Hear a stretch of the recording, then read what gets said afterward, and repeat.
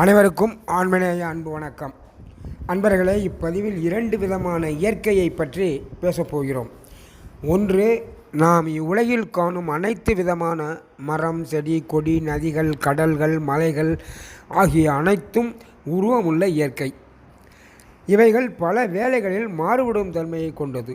இரண்டாவதான இயற்கை நிர்குண நிலையை உடையது, உருவம் அற்றது, தனித்த நிலையாகும். இதையே பலர் உயிர்க்கடவுள் என்றும் கூறுவார்கள். எனவே அன்பர்களே, இதுதான் உண்மை கடவுள், அதாவது பரம்பொருள் ஆகும். வள்ளற்பெருமான் இதனை வெளிக்குள் வெளிகடந்த பெருவெளி என்றும், சுத்த வெளி என்றும், சுத்த சிவம் என்றும் பேசுகிறார்கள். எனவே அன்பர்களே, இன்னும் சிறிது விளக்கமாக இவ்வியற்கைகளை பார்ப்போம். ஆன்மீகவாதிகள் எல்லாம் இயற்கையை பற்று என்பார்கள். இயற்கை ஒரு விந்தையாகும், மாறுதல்களுக்கு உட்படும். ஒரு காலத்தில் டெதீஸ் என்ற கடல்தான் இன்றைய இமயமலை எனவும் அறிவியல் பேசுகிறது.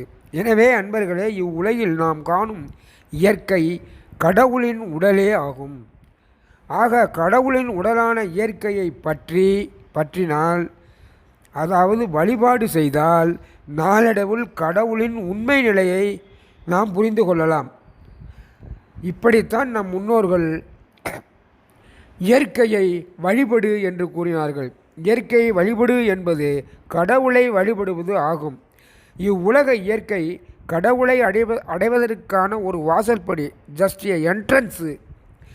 இதனையே உலகம் உருவ நிலை என்று கூறுகிறது. எனவே உருவம் இல்லா கடவுளை உருவமுள்ள இயற்கை மூலம் வழிபடுவதை இவ்வுலகம் உருவ வழிபாடு என்று பேசுகிறது.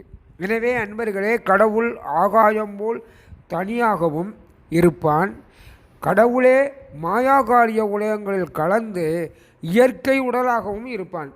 இதனையே வள்ளற்பெருமான் இயற்கையிலே பாசங்கள் ஒன்றுமில்லார், குணங்கள் ஏதுமில்லார், தத்துவங்கள் ஏதுமில்லார் என்று ஒரு அழகான பாடலை பாடி விளக்கியிருக்கிறார்கள். சுத்த வெளியை பேசுகிறார். எனவே சொந்தங்களே, கடவுள் உயிர் சொரூபம் சுத்த வெளி.